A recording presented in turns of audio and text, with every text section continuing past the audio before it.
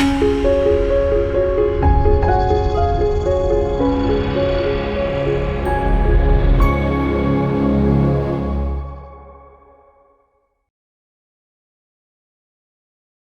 మాత్రం. నేను మీ journalist Navata. Welcome to our voice.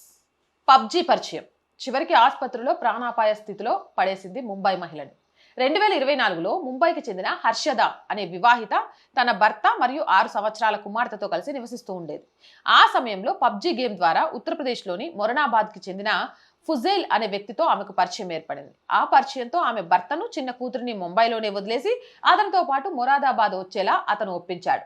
అక్కడికి వెళ్లిన తర్వాత ఒక మసీదులో హర్షద ఇస్లాం మతంలోకి మారి తన పేరును జీనత్ ఫాతిమాగా మార్చుకొని ఫుజేల్ ని వివాహం చేసుకుంది. అయితే పెళ్లైన కేవలం వారం రోజుల్లోనే ఫుజేల్ కుటుంబ సభ్యులు ఆమెను తీవ్రంగా హింసించడం ప్రారంభించారని ఆరోపణలు వచ్చాయి. ఆ తర్వాత హర్షద తల్లికి మొరణాబాద్ లో ఒక ఆసుపత్రి నుంచి ఫోన్ వచ్చింది.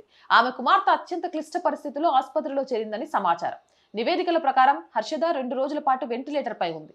ఆమెకు తీవ్రమైన అంతర్గత గాయాలయ్యాయి. జుట్టును దారుణంగా పీకేశారు. మెడ ఎముక దెబ్బతింది మరియు 2 పక్కటెముకలు విరిగాయి. లవ్ జిహాద్ ఇది కల్పిత కథ కాదు, కళ్ళ ముందున్న భయంకర యథార్థం. మోసపూరిత ప్రేమ, మత మార్పిడిల వెనుక ఉన్న అసలు రంగును బయటపెడుతున్న ఈ ఘటన ఒక మహిళపై జరిగిన ఈ అమానుష దాడిని తీవ్రంగా ఖండిస్తూ దోషులను ఉరితీయాలి.